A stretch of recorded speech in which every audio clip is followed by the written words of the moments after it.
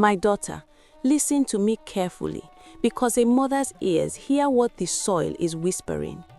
You see that man, Ekenna? You see his shiny car that reflects the Buea sun like a mirror? Do not let it dazzle your eyes. In Nigeria, they don't just work for money, they cook it. They say Lagos is a city of dreams, but for a Cameroonian girl like you, it could be a city of nightmares. They involve themselves in many criminal acts and dark sacrifices. They can use the soul of a beautiful woman to renew their wealth every year. That is what Mami Hannah whispered into the ear of her only daughter, Eposi, as she watched the dust rise from the tires of a heavy SUV entering their compound. Eposi stood there, her heart beating like a traditional drum, watching the man she loved step out of the vehicle. Ekenna looked like a prince from a storybook, dressed in a sharp white senator suit, his smile wide enough to light up the entire southwest region. But behind her, Mami Hannah was already clicking her tongue in disapproval. Chai! The old woman believed that every naira in a Nigerian's pocket had a story that was better left untold. She saw a predator where her daughter saw a protector. And in that moment, the air in the compound became heavy with a tension that no fan could blow away. The villagers began to gather at the fence, peeping like weaver birds.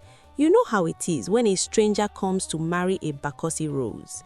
The whispers started flying like mosquitoes in the rainy season. Is that not the Nigerian? I hope he has not come to take our daughter to those ritual shrines. Eposi felt the heat of their gaze on her neck. She wanted to scream that Ekenna was a good man, a man who had worked hard in the markets of Onitsha and the offices of Lagos, but the weight of her mother's audacious claims sat on her chest like a heavy stone. Wait, before we see if Ekenna can survive the fire in Mami Hannah's eyes, I have a small secret for you. If you love these stories of African mystery, marriage, and the secrets our elders hide, make sure you hit that subscribe button right now and turn on the notification bell. You don't want to miss a single part of this 6-episode journey. Also, give this video a like if you believe love can cross any border, and drop a comment below telling me, would you marry someone your mother calls a ritualist? Now, let's get back to the chaos in Buea. Ekenna stepped forward with a confidence that only a man from the giant of Africa can carry. He greeted the elders with mbolo and noa, trying his best to show respect to the Bakosi traditions. He brought cartons of drinks, bags of rice, and wrappers that looked like they were woven by the hands of angels. But Mami Hannah just stood at the door with her arms folded across her chest, looking like a judge who had already passed a death sentence. To her, every gift was a bribe, and every smile was a mask covering a sinister plot.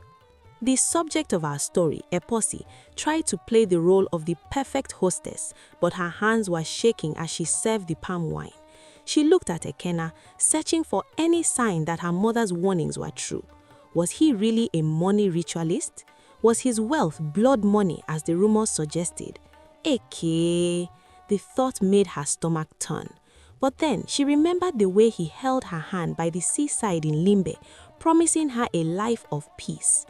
Who was she to believe? The man who gave her her heart, or the mother who gave her life? As the sun began to set behind Mount Cameroon, the atmosphere shifted from welcoming to suspicious. One of the village elders, a man whose face was wrinkled like a dried plum, took a long sip of the wine and coughed. "Young man," he started, his voice cracking like dry firewood, "we hear that in your country, people disappear when the moon is full. We hear that you people value paper money more than human blood. Tell us, why should we let our daughter go to a land where even the shadows have prices?" Ekenna did not flinch. He stood tall, looking the elder straight in the eye. "Papa," he began, his voice deep and calm, "Nigeria is a big place. Yes, there are bad eggs, but do not judge the whole forest because of one rotten tree. I am here for love, not for any dark business." His words were smooth, almost too smooth. Mami Hannah narrowed her eyes. She had heard that Nigerians could sell a refrigerator to an Eskimo. To her, Ekenna's eloquence was just another tool of a master format or runsman. Later that evening, while the families were busy debating the bride price in the parlor, Eposi slipped out to the veranda to catch some air. The scent of jasmine was thick, but it couldn't mask the smell of trouble.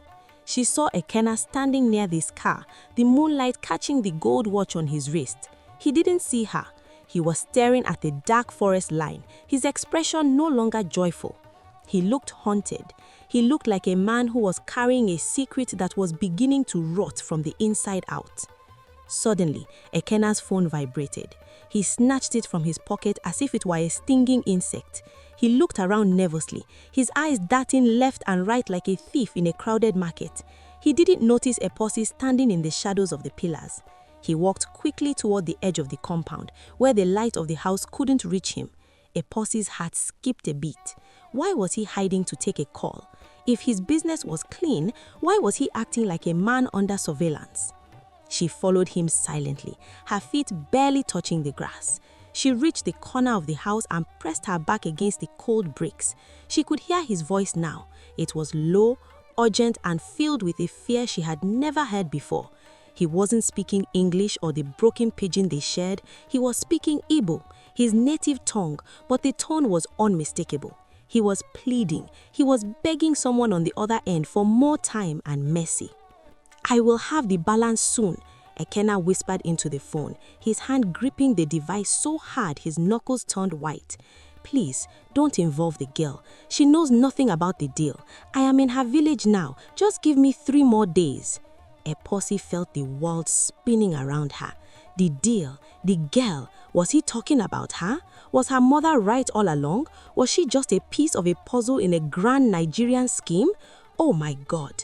Eposi wanted to run to him and demand the truth, but her legs felt like lead.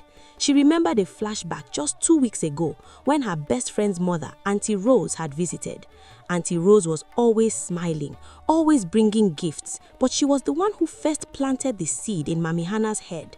"Hannah, my sister," Rose had said while braiding Mami's hair, "be careful with these Nigerians. They use juju to make girls follow them like sheep to the slaughter.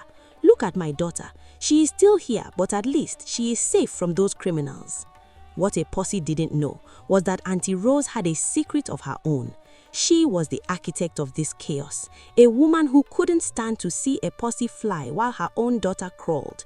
She was the one who sent the anonymous tips to the village elders about Ekenna's supposed crimes. She was the good person with a heart full of vinegar, acting as a counselor while stirring the pot of tribal hate. Every advice she gave was a poison designed to kill Eposi's happiness. Back at the edge of the dark compound, Ekenna ended the call and wiped sweat from his forehead, even though the night air was chilly. He turned around to head back to the house, and for a split second, his eyes met the darkness where Eposi was hiding. He froze. The silence between them was louder than a gunshot. Did he see her? Did he know she had heard his desperate plea for mercy and more time? Eposi didn't wait to find out. She turned and ran back into the house, her mind a whirlwind of confusion. She burst into her room and slammed the door, leaning against it as tears began to sting her eyes. She looked at the beautiful gift Ekenna had brought, the fabrics, the jewelry, the promises. Were they all bought with the blood her mother warned her about? Or was Ekenna himself a victim of something even darker than a ritual? The first night of the Lagos Groom in Buea ended with a heavy silence that felt like the calm before a hurricane. Mami Hannah sat in her chair, clutching her Bible as if it were a shield against the Nigerian demon in her parlor. Ekenna sat on the guest bed, staring at a red bundle in his hand that he quickly hid when he heard a footstep. And Eposi, she lay awake wondering if she was falling in love or falling into a trap that would swallow her whole. The secrets of an African marriage are never buried deep enough. What is really inside Ekenna's red bundle? And who is the person on the other end of that call threatening his life? You think you know the truth, but the story is just beginning to unfold. Don't go anywhere because the fire is just getting hot. Stay tuned because episode 2, The Red Bag, is coming up very soon.